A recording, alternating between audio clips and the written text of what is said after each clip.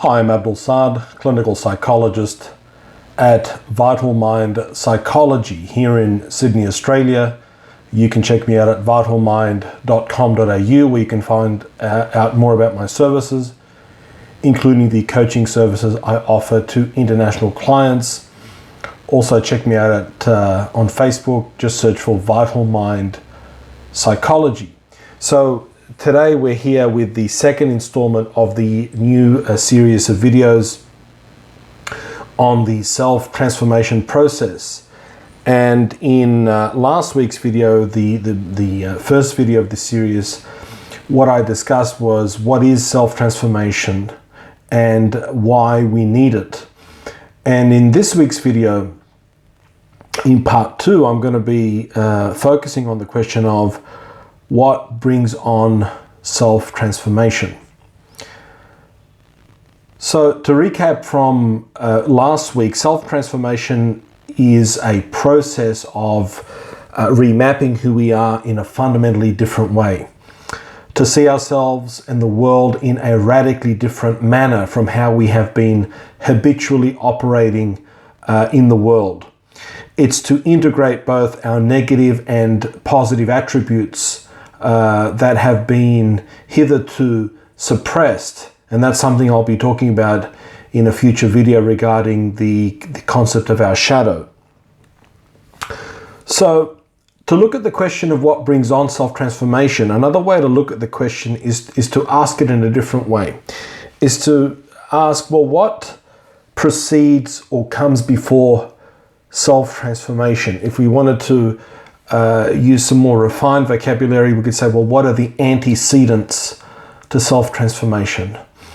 What are the conditions that provide the fertile ground for the fundamental shift in perception which self-transformation brings? I've just noticed that the lighting I have here this week is making my head look very shiny, so excuse me for that, but I'm not going to start the video all over again.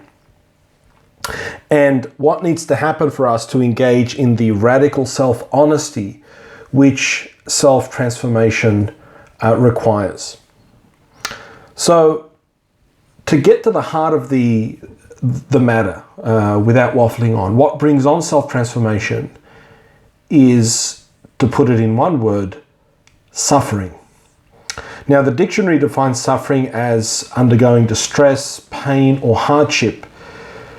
And the word suffering, for many of us, brings up death, disease, loss, destruction. But the way that I'm looking at suffering for the purpose of this series of videos and this intellectual inquiry I'm engaging in with you, is I'm defining suffering here much more broadly, and it need not be on an epic scale. In fact, for many of us living in modern cities, in urban environments, we're not experiencing famine and war like in many other parts of the world today. So we're not suffering on an epic scale, although of course there are individuals and there are times in our life where there can be immense suffering on that epic scale. But by and large, for most of us in day-to-day life, we need to define suffering much more broadly. And I'm looking at suffering as being less than what we are capable of being. That is a form of suffering. To live a life limited by our own personal histories, our conditionings, our distortions, our habits of attention, and to be ruled by these things, that is suffering. So to look at this further, being dissatisfied with life, lacking purpose or meaning, engaging in self-sabotage, repeating patterns that are harmful, all of these are forms of suffering, and one can argue that these are actually more acute forms of suffering than, let's say, having an empty stomach. The pain of being disorientated, of lacking purpose, of lacking meaning in our lives, of being aware of self-sabotaging patterns and not being able to break out of them. All of this is suffering, is on the continuum of what we call suffering. Now, more specifically, suffering from a psychological perspective occurs when we are in a state of disorientation. And what that simply means is that the habitual patterns, our survival strategies, the patterns of attention, the maps that we have been using to navigate our life, no longer work for us, and that creates suffering. We come up against a wall, we come up against an impediment, we come up against some sort of trauma in which the way that we typically are in the world can no longer work, and that is a form of suffering. So suffering here becomes the gap between expectation and reality. You can think of that as the source of suffering. What is the gap between what I expect and what is actually occurring in reality? Now, why am I saying that suffering is necessary? And remember, I'm defining suffering in a very broad way. Why is it necessary for self-transformation? Well, the simple fact of the matter is that if we did not experience this state of disorientation or this poorness of fit between how we think things should be and how things are, most of us, if we were to be very honest with ourselves, if we didn't experience this suffering, we would not pay attention to what is actually happening, and there would be no openings for growth and for self-transformation.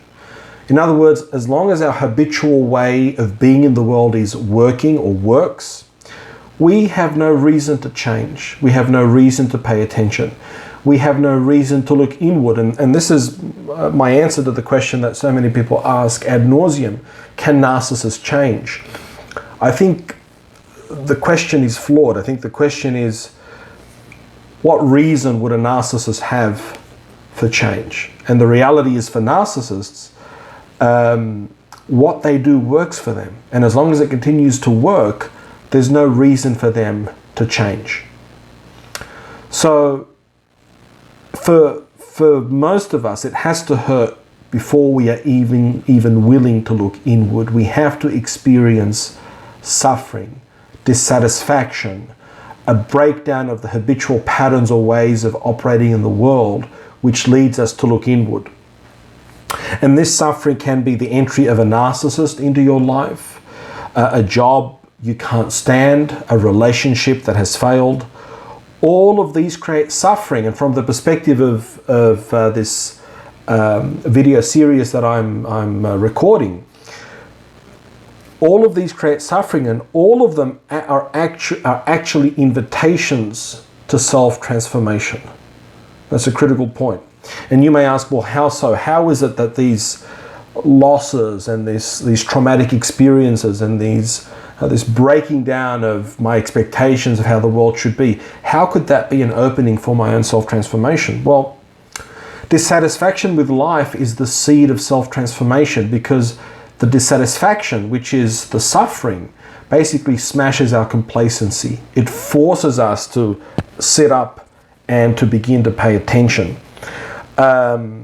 We simply can't afford to remain complacent anymore. Now, this week is going to be a shorter video, because where we come to is a key question at this point. Well, if